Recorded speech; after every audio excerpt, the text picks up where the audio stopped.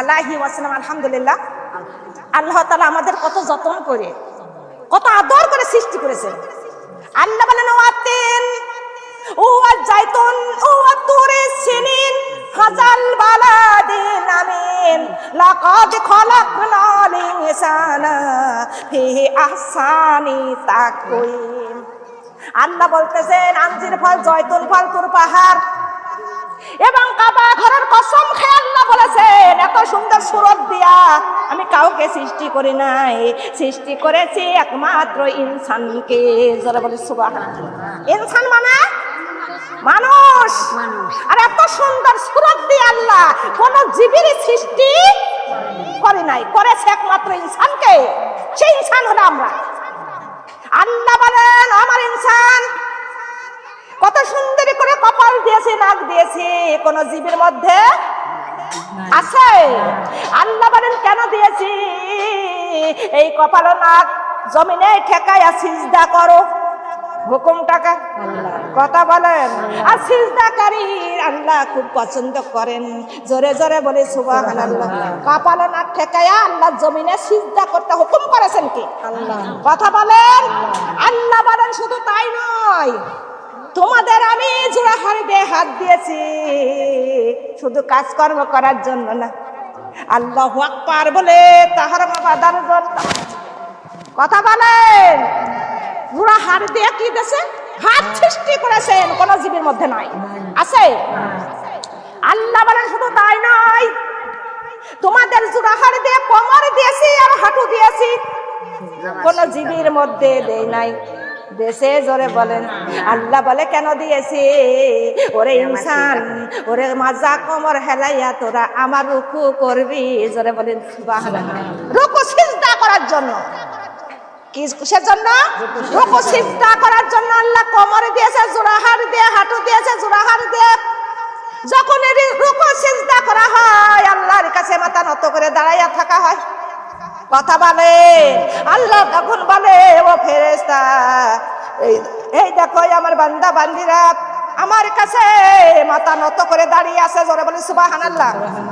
খালি সে নামাজ কি ছেড়ে দেওয়া যাবে? কথা বলেন। নামাজের যখন সিজদায় পড়ে যান আমার আল্লাহ সিজদাকারী খুব পছন্দ করেন। যখন নামাজে দাঁড়িয়ে যাওয়া হয় আমার আল্লাহ নামাজকারীর সামনে নিজেই হাজির হয়ে যায়। জোরে জোরে বলে সুবহানাল্লাহ। ও আমার মা বোনেরা, নামাজ পড়লেও নামাজ নয়, কেননা কতজন নামাজের মধ্যে দুধের হিসাব করে। কথা বলেন না কেন? কয় পদ উঠবেছিস? আবার এমন কেউ আছে নামাজের মধ্যে ডিমের হিসাব। কথা বলেন।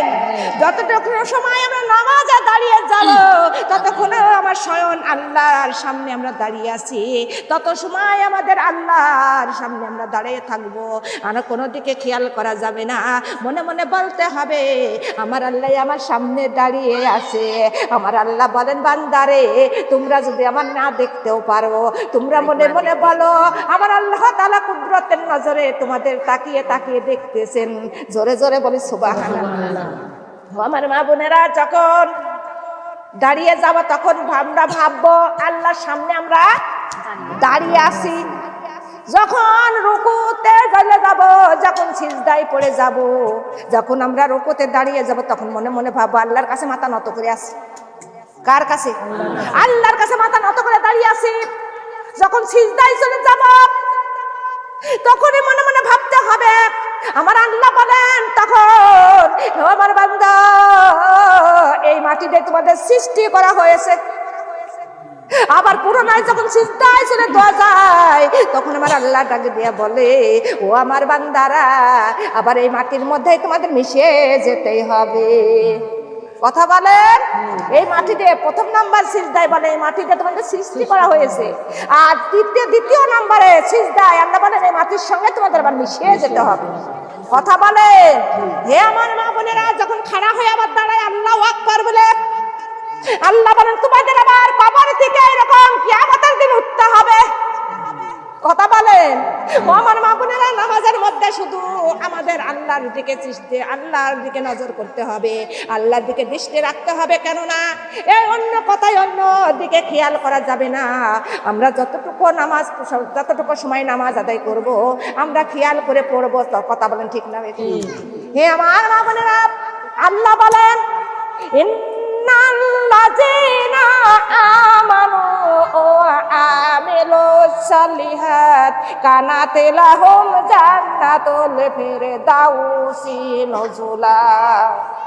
আল্লাহ বলছে আমার ইমানদাররা, কার ডাক দিচ্ছে? কথা বলেন, ইমানদার বান্দা বান্দির ডাক দিচ্ছে। আল্লাহ বলছে ও আমার ইমানদার বান্দা বান্দিরা, শুনে নাও, তোমরা সৎকর্ম করো। কি কর্ম? কথা বলেন, সৎকর্ম করো। আর সৎকর্ম করলে তোমাদের জন্য রয়েছে জান্নাতুল ফেরদাউসের বাগান। সুবহানাল্লাহ। আর সৎকর্ম করতে কয় লক্ষ টাকা? কথা বলেন, টাকা লাগবে। কিন্তু সৎকর্ম করতে হবে, অন্যজনের গীবত করা, অন্যজনকে নিয়ে অহংকার করা যাবে কি? যখনই নামাজের মধ্যে ঢুকে যাবেন, মিথ্যা কথা ছাড়তে হবে। কথা বলেন না কেন? যখনই নামাজের মধ্যে ঢুকে যাবেন, তখনই মিথ্যা কথা ছেড়ে দিতে হবে। আপনি নামাজ করতেছেন, মিথ্যা কথা বলবেন, ঠিক না? বেঠিক কথা? কথা বলেন। নামাজ চলে গেলে রাগ করবে না? হ্যাঁ, হে আমার মা বোনেরা, কিন্তু আমাদের যখন নামাজের মধ্যে ঢুকতে হবে, আমাদের খাস করে পর্দা করা শুরু করতে হবে। কথা বলেন, পর্দা ছাড়া যাবে?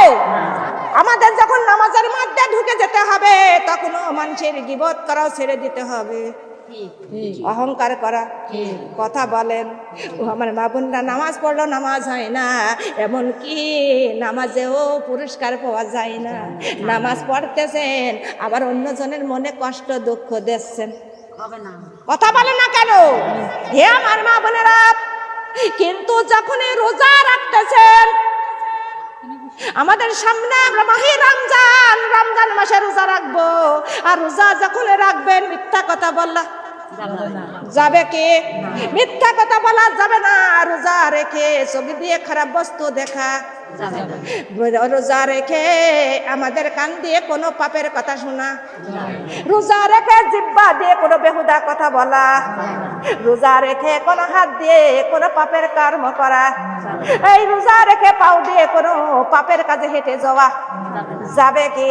রোজা যেদিন প্রথম রাত আসবে, আমরা আল্লাহর পথে সমস্ত শরীরটা উৎসর্গ করে দিব। আমরা রোজা রাখবো আল্লাহর মহব্বতে। জোরে বলে সুবহানাল্লাহ। প্রথম রমজান মাস যেদিন প্রথম রাত আসে, আমার আল্লাহ রহমতের দৃষ্টিতে তাকান। জোরে বলে সুবহানাল্লাহ। আমার আল্লাহ বলে, জাহান্নামের ফেরেশতা, তুমি জাহান্নামের দরজাগুলো বন্ধ করে দাও। 1 মাস পর্যন্ত রোজা যতদিন শেষ না হবে, সেতদিন জাহান্নামের দরজা খুলে দিও না। আমার আল্লাহ বলে, ও জান্নাতের দাওয়ান ফেরেশতা, যতদিন ওই রমজান শেষ না হয়, সেতদিন পর্যন্ত জান্নাতের দরজাগুলো খুলে দাও, তুমি বন্ধ করিও না। জোরে বলি সুবহানাল্লাহ। সমস্ত শয়তানকে কয়েদ করা হয় এবং শিকল দিয়ে বাঁধা হয়। এই রমজান মাসে সমস্ত কবরবাসীর কবরের আযাব মাফ করে দেওয়া হয়। জোরে জোরে বলি সুবহানাল্লাহ। হে আমার মা বোনেরা, কিন্তু রোজার মাসে আল্লাহ তাআলা সমস্ত গুনাহগারের গুনাহ মাফ করে দেয়। রোজাদারের একটা গুনাহও থাকে না, সমস্ত রোজা আল্লাহ মাফ করে দেয়। আমার আল্লাহ তাআলা বলে, ও আমার বান্দা বান্দিরা, আমি আল্লাহ রোজাদার। আমার বান্দা বান্দি রোজা থাকে, আর দিনের বেলায় যারা আহার থেকে মুক্ত থাকে, তারাও হলে আমার খুশির জন্য রোজা রাখে। জোরে বলে সুবহানাল্লাহ। বলে, ও ফেরেশতা, দেখো আমার রোজাদার বান্দারা, এই দেখো ক্লান্ত শরীর নিয়ে নিজ হাতে কাজ করতেছে। ও ফেরেশতা, দেখো কেমন ভাবে শুকনো মুখ নিয়ে কেমন নিজ হাতে কাজ করতেছে। আর এই কথা যখন বলে, আমার আল্লাহর আরশের নিচে একটা করুণাময় সিন্ধুক আছে, আর খুশিতে উতলায়া পড়ে, আর সঙ্গে সঙ্গে তাদের রোজাদারের সমস্ত গুনাহ মাফ হয়ে যায়। জোরে বলে সুবহানাল্লাহ। হে আমার মা বোনেরা, আমাদের রোজা 30টা কয়টা? প্রথম রোজার নাম কি? 10টি রোজা। রহমতের রোজা। আর ওই 10টি রোজার মধ্যে আল্লাহর রহমত রোজাদারের উপরে বর্ষিত হয়, জোরে বলি সুবহানাল্লাহ। আর ওই 10টি রোজার মধ্যে বেশি বেশি কালিমা তাইবা পড়তে হবে, জোরে বলি সুবহানাল্লাহ। আল্লাহ রাসূল বলেছেন রমজান মাসে অবশ্যই তোমরা 4টি কাজ বেশি বেশি করো। কয়টি কাজ? 4টি কাজ বেশি বেশি করো। প্রথম নম্বরে হলেন যে ওই 10টি রোজা রহমতের, সে 10টি রোজার মধ্যে বেশি বেশি কালিমা তাইবা পড়তে হবে। দ্বিতীয় 10টি রোজা কয়টি? কিসের রোজা? মাগফিরাতের রোজা। আল্লাহ বলেন ওই রোজা, আল্লাহর নবী বলেন ওই মাগফিরাতের রোজার মধ্যে আমার আল্লাহ তাআলা ওর গুনাহগারের গুনাহ মাফ করে দেয়। আর ওই 10টি রোজার মধ্যে বেশি বেশি করে তওবা পড়তে হবে, জোরে বলি সুবহানাল্লাহ। আর শেষের 10টি রোজা নাজাতের। কিসের রোজা? নাজাতের রোজা। ওই শেষের 10টি রোজার মধ্যে আমার আল্লাহ তাআলা দোজখের আগুন থেকে ওরে তার বান্দা রোজাদারকে মুক্ত করে দেয়, জান্নাতুল ফেরদাউসের মেহমান বানাইয়া দেয়, সমস্ত গুনাহ মাফ করে দেয়, জোরে বলি সুবহানাল্লাহ। তাই আল্লাহর নবী বলেন তোমরা এই শেষের 10টি রোজার মধ্যে কেউ বসে থাকো না। ওই 10টি রমজান রোজার মধ্যে তোমরা বেশি বেশি আল্লাহর কাছে দোজখ থেকে পানাহার চাও এবং জান্নাত থেকে জান্নাতের ওরে প্রার্থনা করো আল্লাহর কাছে, সমস্ত গুনাহ মাফ চাও, দোজখের আগুন থেকে মুক্ত চাও আমার আল্লাহর কাছে, বেশি বেশি করে চাও। আমার আল্লাহ দুয়ার জন্য বসে আছেন। আমার আল্লাহ বলে কে রে কোথায় আছো? আজকে তোমরা রমজান একটি মাসের মধ্যে যা চাইবা আমি আল্লাহ তাই তোমাদের দিয়ে দিব, জোরে বলি সুবহানাল্লাহ। আল্লাহ বলেন তোমরা যদি আজ আমার কাছে যদি ধনী হওয়ার প্রার্থনা করো আমি আল্লাহ তোমাদের রিজিক বাড়াইয়া দিব। আল্লাহ বলেন তোমরা যদি কে কোথায় আছো আমার কাছে যদি তোমরা গুনাহ মাফ চাও আমি আল্লাহ তোমাদের জীবনের গুনাহ মাফ করে দিব। আল্লাহ বলে কে কোথায় আছো আমার কাছে যদি তোমরা দোজখের আগুন থেকে মুক্ত চাও আমি আল্লাহ তোমাদের দোজখের আগুন থেকে মুক্ত করে দিব। আল্লাহ বলেন কে কোথায় আছো আমার কাছে যদি তোমরা জান্নাত চাও আমি আল্লাহ তোমাদের জান্নাতের মেহমান বানাইয়া দেব, জোরে বলে সুবহানাল্লাহ। আল্লাহর কাছে না চাইলে কি আল্লাহ দেয়? কথা বলেন। হে আমার মা বোনেরা, তাই রমজান মাসে আল্লাহর কাছে যা চাইবেন তাই পাইবেন, কিন্তু রোজা আমাদের ইমানের সঙ্গে মহব্বতের সঙ্গে থাকতে হবে। যখন ওই সিয়ারি রান্না করতে উঠবো তখনই এই দোয়াটা আমরা সর্বদা পড়তে থাকবো, ইয়া ওয়াসিয়াল মাগফিরাহ, ইয়া ওয়াসিয়াল মাগফিরাহ, ইয়া ওয়াসিয়াল মাগফিরাহ। এই দোয়াটাই আমরা সিয়ারি রান্না করার সময় দোয়াটা পড়তে থাকবো, লা ইলাহা ইল্লাল্লাহ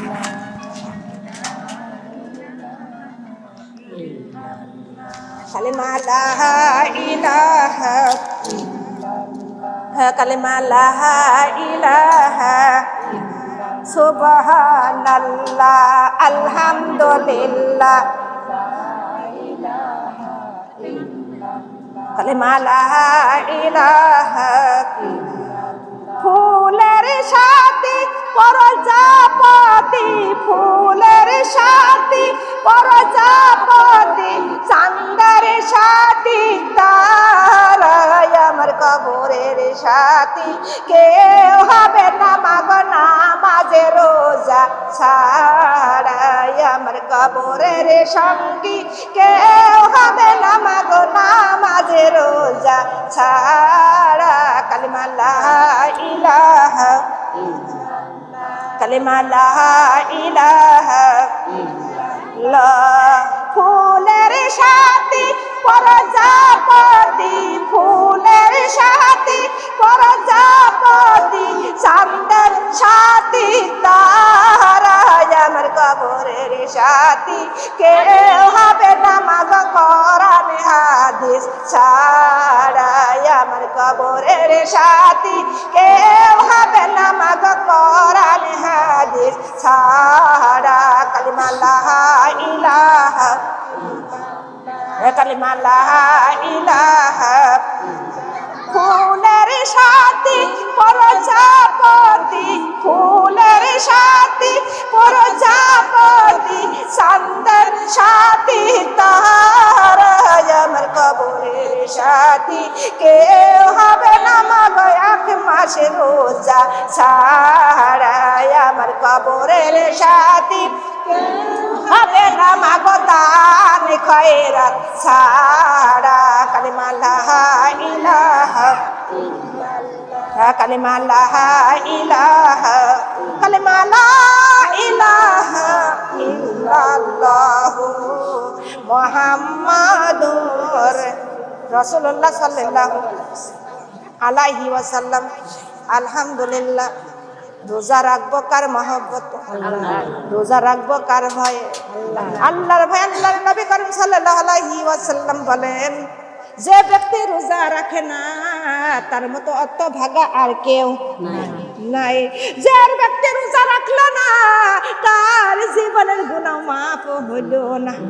কথা বলেন, এটা হলো গুনাহ মাফের মাস, রহমতের মাস। এই 11টি মাস আমার আল্লাহ তাআলার ফেরেশতা দ্বারা তার বান্দা বান্দির গুনাহটা লেখান এবং নেকি লেখান। আমার আল্লাহ তাআলা রমজান মাসে নিজে হাতে রোজাদারের প্রতিদান দিবেন। যারে বলি সুবহানাল্লাহ। হে আমার মা বোনেরা, রমজান মাসে যখনই আপনি সিয়ারি রান্না করে খাবেন, নমকায় নমকায় 10টা করে নেকি দিবেন কে? আল্লাহ। যতই খানা খাইবেন ওই খানা খাওয়ার কোনো হিসাব নিকাশ আল্লাহ নেবে। কথা বলেন, 11টি মাস যা খাবেন সমস্ত কিছুর হিসাব আছে, কিন্তু রমজান মাসে যত খাবেন কোনো তার হিসাব নেবে। হে আমার মা বোনেরা, কেন হিসাব নেই না? রমজান মাসে কোরআন নাজিল হয়েছিল, জোরে বলি সুবহানাল্লাহ। সমস্ত মাসের চাইতে সম্মানিত মাসই হলো রমজান। কথা বলেন ঠিক না বেটি? আর রমজান মাসে তো সম্মানিত কেন করা হয়েছে? একমাত্র কোরআনের জন্য। কিসের জন্য? কোরআনের জন্য। কেননা এই মাসে কোরআন নাজিল হয়েছিল। এই মাসে বেশি বেশি কোরআন পড়া, যে ব্যক্তি কোরআন পড়বে বেশি বেশি তাজবিহ পড়বে, তার দোজখের আগুন থেকে সে মুক্ত পেয়ে যাবে। জোরে বলি সুবহানাল্লাহ। হে আমার মা বোনেরা, এই রমজান মাসে একটি মাসের মধ্যে একটা গুরুত্বপূর্ণ রাত আছে, আছে কিনা? 1000 বছরের থেকে উত্তম সেই রাতটা, সে রাতের নাম কি? কথা বললেন, সেই সবে কদর। কিন্তু ওই 20টা রোজার পরে যে 10টা রোজা, সেই 10টা রোজার বেজোর রাত্রে সবে কদর হয়েছিল, কিন্তু কোন রাত্রে এটা আল্লাহ রাসূল বলে যেতে পারে নাই। হে আমার মা বোনেরা, কিন্তু সেই রাত্রে সবে কদরের রাত্রে কোরআন নাজিল হয়েছিল, তাই এত সম্মানিত রাত। ওই রাতে যদি জাগরণ থেকে কেউ যদি আল্লাহর ইবাদত করে, তার 3,03,000 উট কুরবানি দেওয়ার সওয়াব হয়ে যাবে। জোরে বলি সুবহানাল্লাহ। হে আমার মা বোনেরা, একদিন ঈসা আলাইহিস সালাম রাস্তা দিয়ে যাচ্ছেন, যাইতে যাইতে দেখে একটা বড় পাথর। বড় পাথরের দিকে ঈসা আলাইহিস সালাম অবাক হয়ে গেল। তখনই বলতেছে, আল্লাহ রাব্বুল আলামিন, এত বড় পাথর তো আমি কোনোদিন দেখি নাই। আল্লাহ বলতেছেন, ঈসা রে, তোমার হাতে যে লাঠি আছে ওই লাঠি দিয়ে একটা তুমি আঘাত করো। লাঠি দিয়ে আঘাত করলো, সঙ্গে সঙ্গে পাথরটা ফেটে 2 ভাগ হয়ে গেল। পাথরের মধ্যে থেকে একটা বুজুর্গ, একটা লোক বেরিয়ে পড়লেন। জোরে বলি সুবহানাল্লাহ। ঈসা নবী দেখে অবাক, এই পাথরের মধ্যে আবার একটা বুজুর্গ লোক। আল্লাহ পারে কি পারে না? আল্লাহর ক্ষমতা আছে কি আছে না? হে আমার মা বোনেরা, তখন ঈসা নবী বলতেছে, বুজুর্গ রে, এই পাথরের মধ্যে তুমি কত বছর আছো? আর এই পাথরের মধ্যে তুমি কি কাজ করো? আর এই পাথরের মধ্যে তুমি আহার কোথা থেকে পাও? তখন সেই লোকটা বলতেছে, আল্লাহর নবী ঈসা রে, শুনে নাও, আমি এই পাথরের মধ্যে আছি 400 বছর। কয় শত? 400 বছর ধরে আছি। এই পাথরের মধ্যে বসে শুধু আল্লাহর ইবাদত করি। আর আমার রব্বুল আলামিন আমার আল্লাহর পক্ষ থেকে আমার খাবারও পাথরের মধ্যে জোগাড় করে দেয়। জোরে বলি সুবহানাল্লাহ। ঈসা নবী শুনে অবাক, তখনই বলতেছে, আমি আল্লাহর নবী হইয়াও তো আজ পর্যন্ত জান্নাতের ফলমূল খাইতে পারি নাই, এত ইবাদত করতে পারি নাই। তখনই ওই লোকটা বলতেছে, ঈসা নবী অবাক হইও না, কিছুদিন পরেই আসতেছে আখিরি নবী হযরত মুহাম্মদ সাল্লাল্লাহু আলাইহি ওয়াসাল্লাম।